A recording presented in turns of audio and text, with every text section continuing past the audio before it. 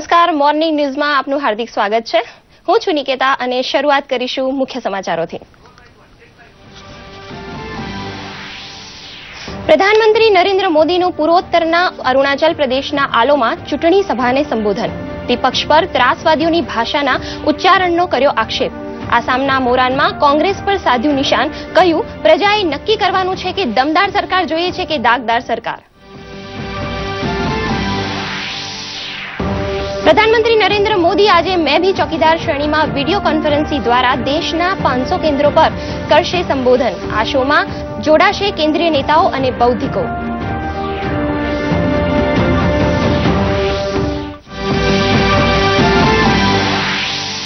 કોંગ્રેસ અધ્યક્ષ શ્રી રાહુલ ગાંધી, આંધ્રપ્રદેશમાં તો ભાજપ અધ્યક્ષ અમિત શાહ બાગપત અને ધાનપુરમાં કરશે ચૂંટણી પ્રચાર રેલી.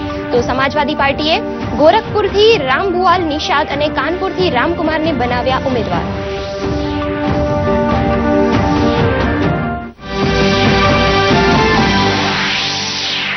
ગુજરાત ચૂંટણી પ્રક્રિયા બની વેગવંતી. ઉમેદવારો દ્વારા નામાંકન પત્રો ભરવાનું શરૂ. ભાજપના કાર્યકર્તાઓમાં અમિત શાહ સહિતના દિગ્ગજોની હાજરીથી ઉત્સાહનો માહોલ. તો ડાંગમાં કોંગ્રેસ દ્વારા યોજાયું જનમિત્ર સંમેલન.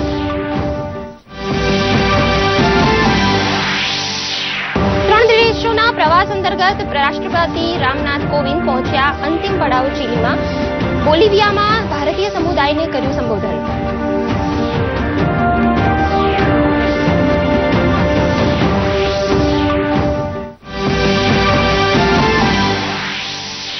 ઉનાળાના આગમનની સાથે જ પક્ષી પ્રેમીઓ અબોલ પક્ષીઓની વારે આવ્યા.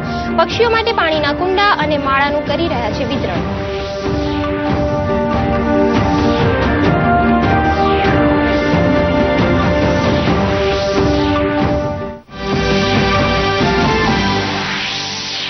સુલતાન અઝલાન શાહ હોકી ફાઇનલમાં પેનલ્ટી શૂટઆઉટમાં ભારતને 4-2 થી હરાવતું દક્ષિણ કોરિયા. બીજા ક્રમે રહ્યું ભારત.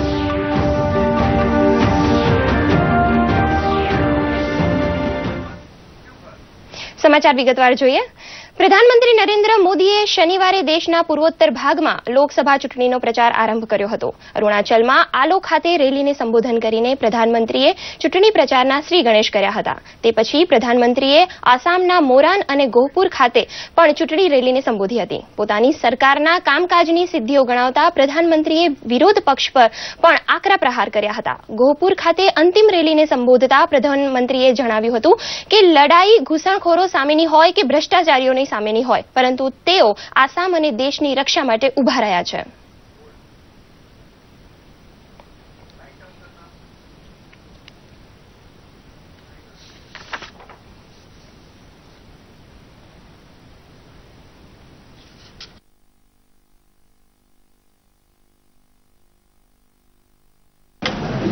आपने सर्जिकल स्ट्राइक के समय ये खुद देखा है. जब भारत ने आतंकियों को घर में घुस करके मारा तो इनका क्या रवैया रहा, ये भी आपने देखा है.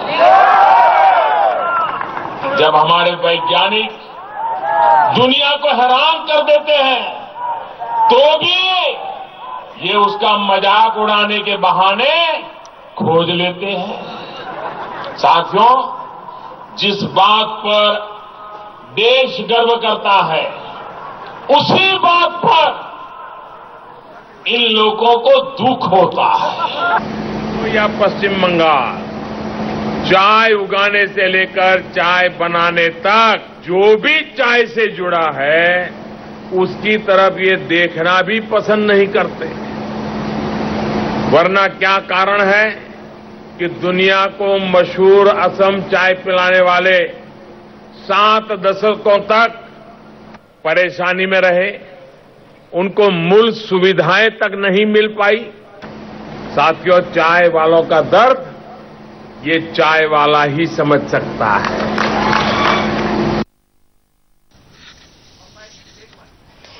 પ્રધાનમંત્રી નરેન્દ્ર મોદી મેં ભી ચોકીદાર અભિયાન અંતર્ગત આજે નવી દિલ્હીના તાલકટોરા સ્ટેડિયમ ખાતેથી વિડીયો કોન્ફરન્સિંગની મદદથી ભાજપ કાર્યકર્તા અને સમાજના વિવિધ વર્ગના લોકોને સંબોધશે. પ્રધાનમંત્રી જે વર્ગના લોકોને સામેલ કરશે તેમાં મેં ભી ચોકીદાર અભિયાનને સમર્થન આપનારા દેશભરના સેંકડો લોકોનો સમાવેશ થાય છે. આ હેતુસર દેશભરમાં 500થી વધુ સાથે વિડીયો કોન્ફરન્સિંગની વ્યવસ્થા કરવામાં આવી છે. તમામ સ્થળે પક્ષના વરિષ્ઠ નેતા, પદાધિકારી અને કેન્દ્રીય મંત્રી પણ ઉપસ્થિત રહેશે. ગઈકાલે ગાંધીનગર લોકસભા બેઠક માટે ભાજપના રાષ્ટ્રીય અધ્યક્ષ અમિત શાહે પોતાની ઉમેદવારી નોંધાવી હતી.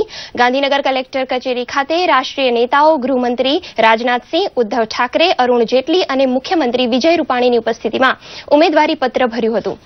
ગાંધીનગર લોકસભા બેઠક ઉપરથી ઉમેદવારી નોંધાવ્યા પૂર્વે ભાજપ અધ્યક્ષ અમિત શાહની આગેવાનીમાં અમદાવાદમાં રોડ શો યોજવામાં આવ્યો હતો. આ રોડ શોમાં પંજાબના પૂર્વ મુખ્યમંત્રી અને અકાલી દળના પ્રમુખ પ્રકાશસિંહ બાદલ, શિવસેનાના સુપ્રીમો ઉદ્ધવ ઠાકરે, કેન્દ્રીય મંત્રી નીતિન ગડકરી અને ગૃહમંત્રી રાજનાથસિંહ, એલજેપીના અધ્યક્ષ રામવિલાસ પાસવાન સહિતના નેતાઓ ઉપસ્થિત રહ્યા હતા. અમિત શાહે પોતાના મત વિસ્તારના નારણપુરાથી ગ્રાન્ડ શો યોજ્યો હતો, જેમાં રાષ્ટ્રીય નેતાઓ ઉપરાંત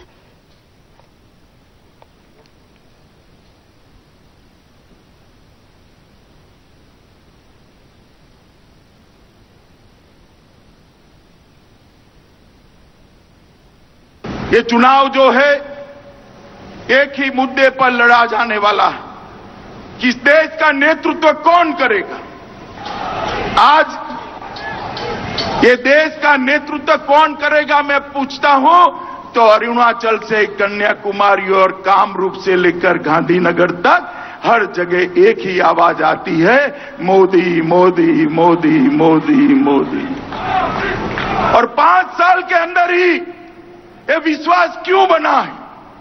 5 साल के अंदर ही गुजरात का एक मुख्यमंत्री जो मुख्यमंत्री बनने के पहले गांव का प्रधान का चुनाव भी नहीं लड़ा था, वो आज पूरी देश की जनता का लाडला क्यों बना है?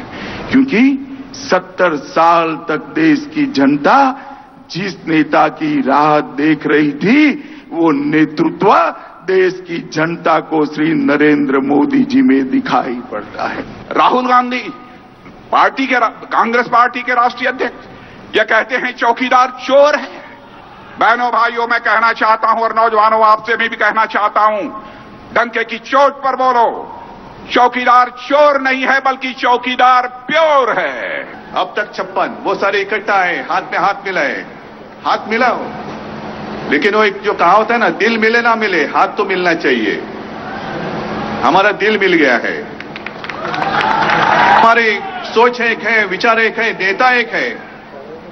मैं विपक्ष को पूछना चाहता हूं कि क्या आप में एक ऐसी कोई बात है कि जो आप हमें बता सकते हैं, देश की जनता को बता सकते हैं? आपका नेता कौन बनेगा प्रधानमंत्री? गुजरात में गांधीनगर लोकसभा में विक्रमजनक लीडથી ગુજરાતની જનતા તમને જીતાડશે અને ગુજરાતના પ્રતિનિધિ તરીકે આપ સંસદમાં ગુજરાતના હિતની ચિંતા કરશો.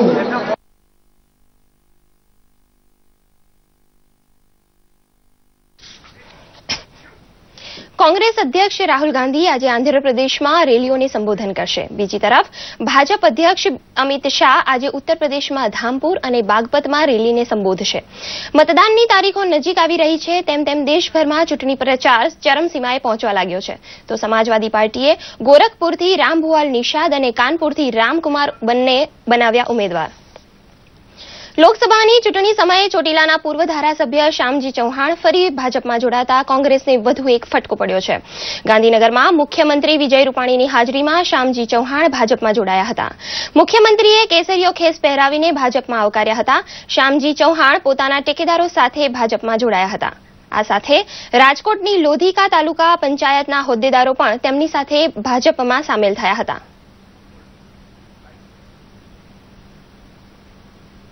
श्यामजीभाई चौहान के जो कोरी આગેવાન છે, પૂર્વ ધારાસભ્ય, સંસદીય સચિવ અને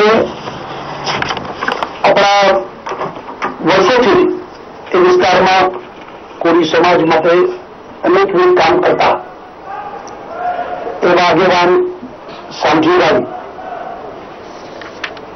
કોંગ્રેસ છોડીને ભારતીય જનતા પાર્ટીમાં જોડાઈ રહ્યા છે.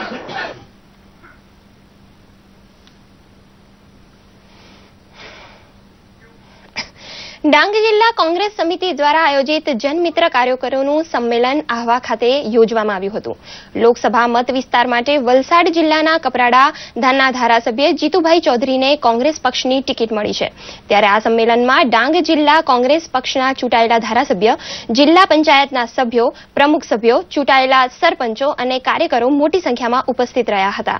આ સંમેલનમાં ડાંગ જેવા અંતરિયાળ વિસ્તારની સમસ્યાઓ ઉપર ચર્ચા કરવામાં આવી હતી. જે પણ કોંગ્રેસના એજન્ડા છે એ એજન્ડા સામાન્ય ગરીબ કુટુંબ જેમ આખા ભારત દેશની અંદર 125 થી 30 કરોડ જે વસ્તી છે એમાંના 20 થી 25 કરોડ ગરીબમાં ગરીબ જે પરિવાર છે એમને મિનિમમ ગેરંટી યોજના આપવા માટે અને દરેકને રોજગારી મળી રહે. બારડોલી લોકસભા મત વિસ્તારનું એક એવું ગામ છે કે જ્યાં વસ્તી સૌથી ઓછી છે, તેમ છતાં અહીં 90 થી 95% આસપાસ દરેક ચૂંટણીઓમાં મતદાન થાય છે. મહારાષ્ટ્ર રાજ્યની હદને અડીને પહાડોની વચ્ચે આવેલા બારડોલી લોકસભા મત વિસ્તારમાં સમાવિષ્ટ એકવાગોલણ ગામ સૌથી નાનું અને ઓછી વસ્તી ધરાવતું ગામ છે. અહીં 114 જેટલા મતદારો 2017ની વિધાનસભામાં નોંધાયા હતા. આ ગામ દરેક ચૂંટણીમાં મતદાન કરવાનું ચૂકતા નથી, જેને માટે તંત્ર દ્વારા પણ પૂરતી વ્યવસ્થાઓ કરવામાં આવતી હોય છે.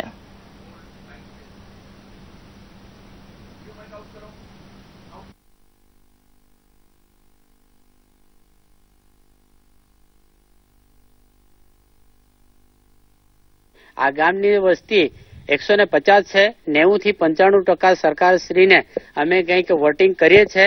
નાનામાં નાનું ગામ છે અને સૌથી ઓછી વસ્તી ધરાવતું ગામ છે. એમની અંદર અમે 100% મતદાન કરીએ છીએ. બારડોલી લોકસભા મત વિસ્તારમાં સોનગઢ તાલુકાનું એકવાગોલણ ગામ સૌથી ઓછા મતદારો ધરાવે છે. તેની વસ્તી 172 છે. તેમજ મતદારો 114 છે.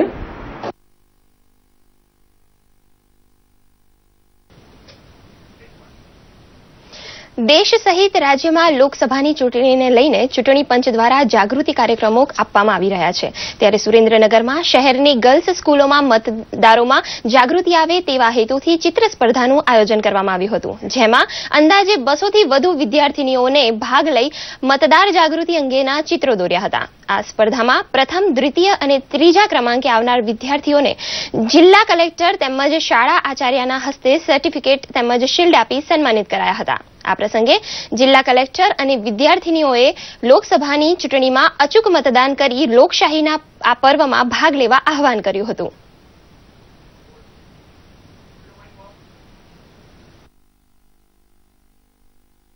એ હતો કે તમારા માતા પિતા અને 18 વર્ષ કે તેથી વધુ ઉંમરની બાળાઓ અને જે વ્યક્તિ છે તેમને મતદાન એક હક, કર્તવ્ય અને અધિકાર તરીકે લઈ અને બધા જ વોટ આપે. વોટ આપવો કેટલો ઇમ્પોર્ટન્ટ છે અને 18 વર્ષથી ઉપરના સૌ વોટ આપી શકે છે.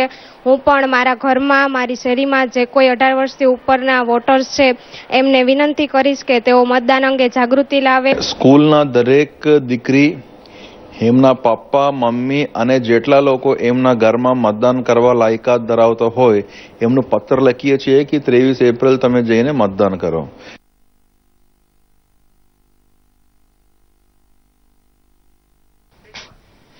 આપણે ગુજરાતની સૌથી હાઈ પ્રોફાઇલ અને ભાજપ માટે સૌથી સુરક્ષિત બેઠક એવી ગાંધીનગર લોકસભા બેઠક વિશે વાત કરીશું. ગાંધીનગર લોકસભા બેઠક પરથી આ વખતે ભાજપના રાષ્ટ્રીય અધ્યક્ષ અમિત શાહ ચૂંટણી મેદાને છે. ત્યારે આ વખતે અહીં ખરાખરીનો જંગ જામશે. તો આવો જોઈએ શું છે બેઠકનું રાજકીય સમીકરણ.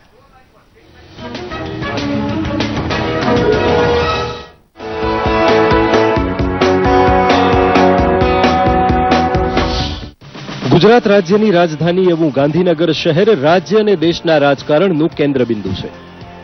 ગાંધીનગરની લોકસભા બેઠક ભાજપનો ગઢ છે. આ બેઠક પર વર્ષ 1989 થી ભાજપનો દબદબો રહ્યો છે. આ બેઠક પરથી હંમેશા ભાજપના દિગ્ગજો ચૂંટણી લડતા આવ્યા છે. 1989માં શંકરસિંહ વાઘેલાએ ભાજપમાંથી સૌ પ્રથમ વખત જીત મેળવી હતી. છેલ્લી 4 ટર્મથી એટલે કે વર્ષ 1998થી આ બેઠક ઉપર ભાજપાના સૌથી વરિષ્ઠ નેતા લાલકૃષ્ણ અડવાણી ચૂંટાઈ રહ્યા છે. આ અગાઉ 1996માં પૂર્વ પ્રધાનમંત્રી અટલ બિહારી વાજપેયી પણ આ બેઠક ઉપર જીત મેળવી ચૂક્યા છે. ગાંધીનગર લોકસભા મતક્ષેત્રમાં કુલ 7 વિધાનસભા બેઠકોનો સમાવેશ થાય છે, જેમાં ગાંધીનગર ઉત્તર અને કલોલ બેઠક કોંગ્રેસ હસ્તક છે, તો એ સિવાયની 5 બેઠકો સાણંદ, ઘાટલોડિયા, વેજલપુર, નારણપુરા અને સાબરમતી ભાજપ હસ્તક છે. મહત્વનું છે કે વર્ષ 2009માં સીમાંકન બાદ ગાંધીનગર લોકસભા બેઠક ભૌગોલિક દ્રષ્ટિએ સૌથી મોટી લોકસભા બેઠક બની છે. ત્યારે જોઈએ હાલ અહીં શું રાજકીય સમીકરણો રચાઈ રહ્યા છે. વર્તમાનપત્રો, ન્યૂઝ ચેનલો, એનો એક પ્રભાવ મોટો આ બેઠક ઉપર હોય છે. સતત ચર્ચાતા વિષયો ઉપર આ વિસ્તારના મતદારો હંમેશા જાગૃત રહ્યા છે અને અહીંયા કોઈ મુદ્દો કે કોઈ વ્યક્તિ પ્રભાવિત કોઈ કરી શકતું નથી. મારી સમજ પ્રમાણે જંગ સરસ થશે. જે દર વખતે વોકઓવર થાય છે, આખું એક તરફીય થાય છે, એવું એક તરફીય નહીં થાય, પણ જંગ રોમાંચક રહેશે, રસપ્રદ બનશે અને ગાંધીનગરના લોકોને પહેલી વખત એવું લાગશે કે લોકસભાની ચૂંટણીમાં મતદારોનું પણ મહત્વ હોય છે.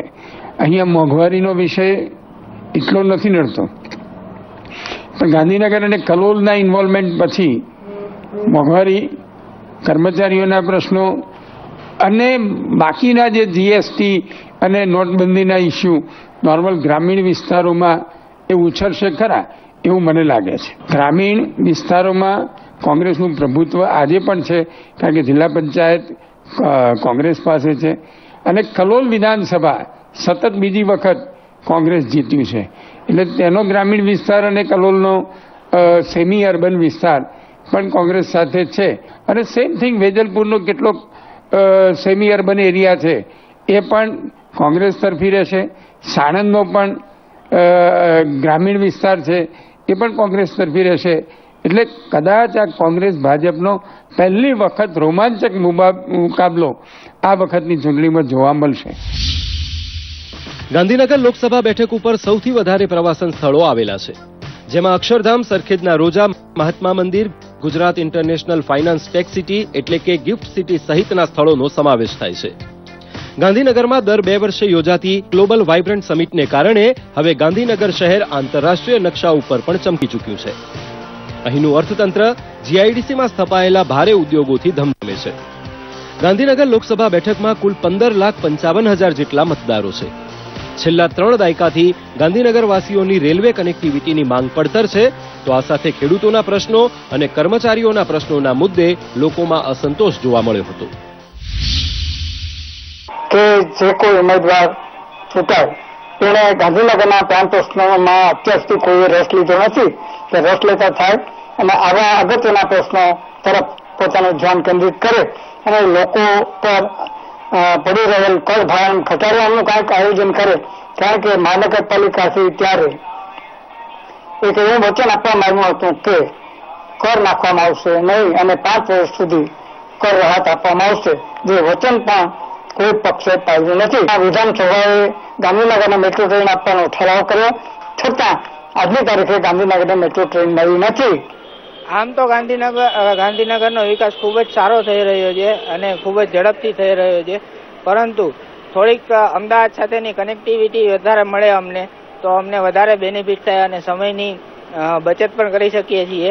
જેમ કે મેટ્રોનું કામ ચાલી રહ્યું છે, પરંતુ થોડું ધીમું ચાલી રહ્યું છે. તે થોડી સ્પીડમાં પૂરું કરવામાં આવે તો અમદાવાદ સાથેની કનેક્ટિવિટી જે ગાંધીનગરની છે એમાં લોકોનો સમય ખૂબ જ બચે અને ખૂબ જ સહેલાઈથી આવી શકે લોકો. અને રેલવે સ્ટેશન તો છે ગાંધીનગરમાં, પરંતુ એનું જાજુ ડેવલપમેન્ટ કરવામાં નથી આવ્યું, કારણ કે અમદાવાદ સિટી બાજુમાં હોવાના કારણે. તો ગાંધીનગરનું રેલવે સ્ટેશન પાટનગર હોવાના કારણે તેમનું પણ થોડું વધારે ડેવલપમેન્ટ કરવામાં આવે અને ત્યાં બધી સુવિધા આપવામાં આવે તો અમને વધારે બેનિફિટ થઈ શકે. મહત્વનું છે કે ભાજપે આ વખતે ગાંધીનગર લોકસભા બેઠક ઉપરથી પક્ષ પ્રમુખ અને દિગ્ગજ નેતા અમિત શાહને ચૂંટણી મેદાને ઉતાર્યા છે, ત્યારે કોંગ્રેસે હજુ આ બેઠક માટે પોતાના ઉમેદવાર જાહેર કર્યા નથી. હવે જોવું રહ્યું કે આગામી સમયમાં આ બેઠક ઉપર સત્તાનું પુનરાવર્તન થાય છે કે પછી પરિવર્તન. જનાદેશ ડેસ્ક, દૂરદર્શન સમાચાર, અમદાવાદ.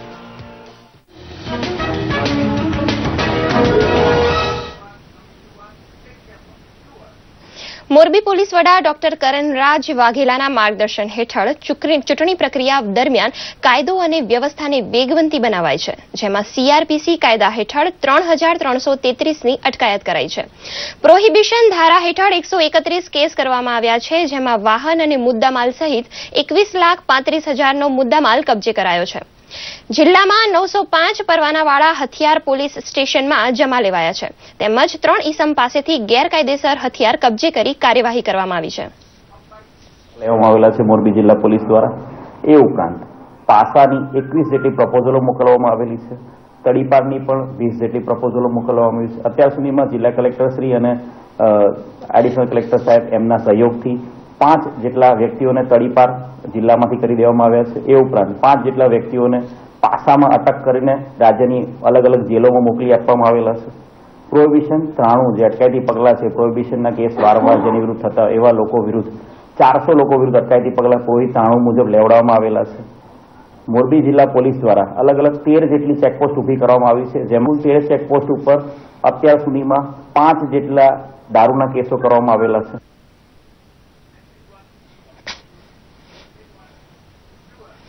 લોકસભાની ચૂંટણીમાં પોલીસ અધિકારીઓ અને સ્ટાફને ચૂંટણીને લગતી તમામ માહિતી પોતાના મોબાઈલ ફોનમાં એક ક્લિકે મળી જાય તે માટે રાજકોટ પોલીસ કમિશનર મનોજ અગ્રવાલે મોબાઈલ એપ્લિકેશન લોન્ચ કરી હતી.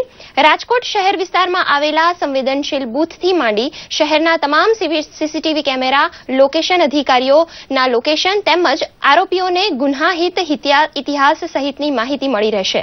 આ મોબાઈલ એપ્લિકેશન અંગે તમામ અધિકારીઓને માહિતગાર કરાયા છે, જેથી તેઓ સંકલન કરી શકશે અને ચૂંટણી દરમિયાન ગુના બનતા અટકાવી શકાશે. એક એપ્લિકેશન બનાવવામાં આવેલી છે, જેમાં તમામની લોકેશન બેઝ સર્વિસીસના ઉપયોગ કરા છે. કોઈ પણ અધિકારી અને ગ્રુપ પેટ્રોલિંગના માણસ જે પણ દિવસ में કામ કરે, कौन सी जगह काम કરે છે, कौन से बूथ ઉપર જાય છે, એમાં આપણે GIS મેપ પણ વાપર્યા છે, જેમાં કે ક્રિટિકલ બિલ્ડિંગ્સને અલગ તરીકે से ચિતરાવવામાં આવેલા છે, જેથી જે કેટલી વાર વિઝિટ થાય છે એ પર ખબર પડે છે. અને સાથે સાથે એના આપણે GIS મેપ હોવાના કારણે દરરોજને ઇલેક્શનમાં કામગીરી બતાવવાની પણ હોય છે કે શું કામગીરી કરી છે, તો સ્થળ ઉપર છે એ લોકો અપલોડ કરે છે અને તત્કાલિક આખા શહેરની કોલેટ થઈને અમે બધી વિગત મળી જાય છે કે આજે આખા દિવસમાં કોને ક્યાં ક્યાં ક્રિટિકલ બૂથ पे વિઝિટ કરા, બાકી જગ્યાએ કેટલી સમય ભરાઈ, કેટલા અટકાયતી પગલાં લીધા છે, બધી વસ્તુ એમાં ભેગું મળી જાય છે. અને દરેક ઉપલી અધિકારી છે માંડીને જે ફિલ્ડમાં કામ કરે છે બધાને આને ફાયદો મળી રહ્યા છે.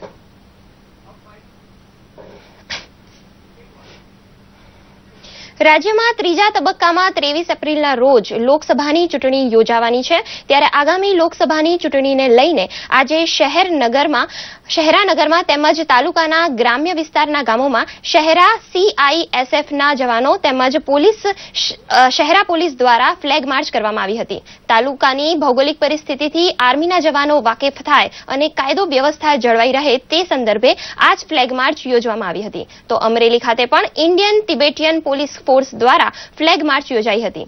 પોલીસની જુદી જુદી 7 ટુકડીઓએ રાજુલા તાલુકા તેમજ આસપાસના ગામોમાં ફ્લેગ માર્ચ યોજી ઠેર ઠેર ચેકિંગ હાથ ધર્યું હતું.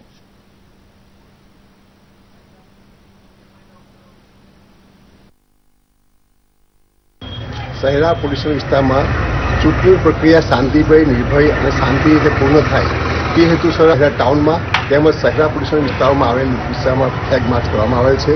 અને અમારો હેતુ એક જ છે કે પબ્લિક પોતાની રીતે નિર્ભય રીતે વોટિંગ કરે, કોઈ અસમય તત્વો કોઈ એ નહીં કરે. એ માટે અમારે કાયદાની જે પરિસ્થિતિ જઈએ તે માટે અમે કટિબદ્ધ છીએ અને એ પ્રક્રિયા ચાલુ રહેશે.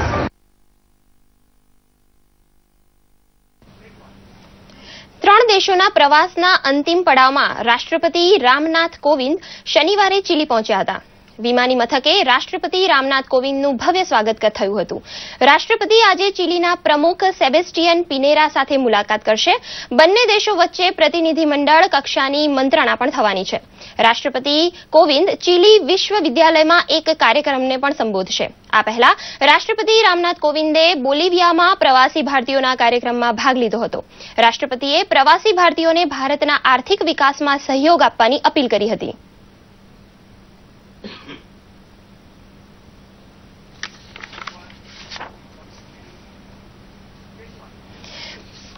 વડોદરાની એક સંસ્થા દ્વારા દિવ્યાંગ બાળકોને સામાન્ય બાળકો સાથે અભ્યાસ કરવા માટેના જાગૃતતા કેળવવા માટે અનોખી રેલી યોજવામાં આવી હતી. રેલીમાં વિવિધ સંગઠન અને શાળાઓના 400 જેટલા બાળકો જોડાયા હતા. આ વર્ષે શારીરિક રીતે દિવ્યાંગ 20 જેટલા બાળકો ધોરણ 5 થી 11 સુધીના વિવિધ વર્ગોમાં અન્ય સામાન્ય બાળકો સાથે ભણશે.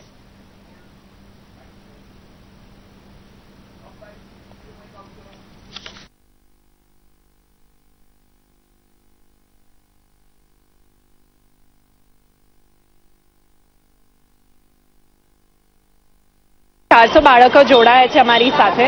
ઉદ્દેશ્ય એ છે કે રેગ્યુલર સ્કૂલમાં ડિસેબિલિટી વાળા બાળકો પણ રેગ્યુલર સ્કૂલમાં ભણે, એ લોકોને અલગથી સ્પેશિયલ એજ્યુકેશન ના આપવામાં આવે. જે એનજીઓઝ ને સ્પેશિયલ ઓર્ગેનાઇઝેશન છે સપોર્ટ કરે રેગ્યુલર સ્કૂલ્સને આ બાળકોને રેગ્યુલર સ્કૂલ્સમાં ભણાવવા માટે. અમને અમારા ખ્યાલથી કે બાળકો જે રેગ્યુલર ચિલ્ડ્રન છે એમનાથી કોઈ બેટર મીડિયમ નથી આ આઈડિયાને પ્રોપોગેટ કરવાનો. અને જો બાળકો સમજી શકશે આ વાતને તો they will be agents of change. એટલે અમે આજે એ જ પ્રયાસ કરી રહ્યા છીએ કે બાળકો થ્રુ અમે આ મેસેજ મોકલીએ.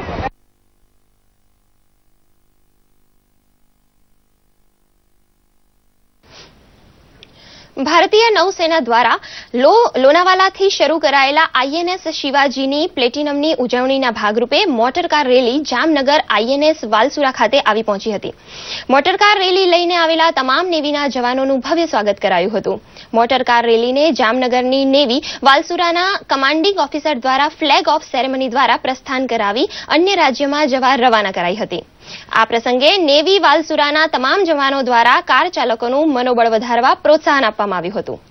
જ્યારે ભારતીય નૌસેનાની જીવનશૈલી વિશે લોકોમાં જાગૃતતા ફેલાય એ માટે શરૂ કરાયેલા નેવીના અભિયાન માટે તમામ કાર ચાલકોને જામનગરના કમાન્ડિંગ ઓફિસરે શુભેચ્છાઓ પાઠવી હતી. તો પ્લેટિનમ જ્યુબિલીના ભાગરૂપે દેશભરની 12,000 કિલોમીટરની યાત્રાના પરિભ્રમણે નીકળેલા કાર ચાલકોએ જામનગરની નેવી वालसुरा द्वारा कराયેલા સન્માન બદલ આભાર વ્યક્ત કર્યો હતો. 12,000 किलोमीटर और ये फर्स्ट लेग है. उन्होंने 26 को आईएनएस शिवाजी से शुरू किया था और थ्रू बॉम्बे, अहमदाबाद, सूरत, फिर इधर जामनगर आए. हम जा रहे पूरा 12,000 किलोमीटर कवर करें और बीच में कॉलेजेस यंग माइंड्स के साथ मिलजुलने के लिए, उन लोगों को बताने के लिए हम ये एक्सपेडिशन कंडक्ट कर रहा है.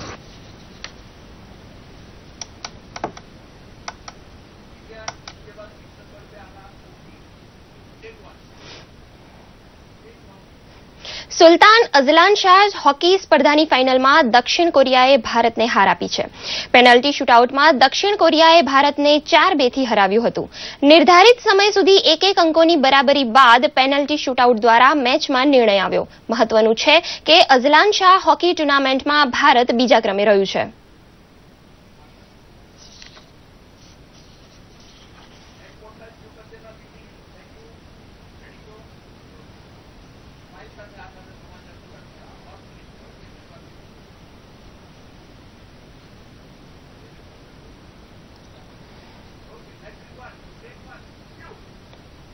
આ સાથે આ મોર્નિંગ ન્યૂઝ અહીં સમાપ્ત કરીએ છીએ. નમસ્કાર.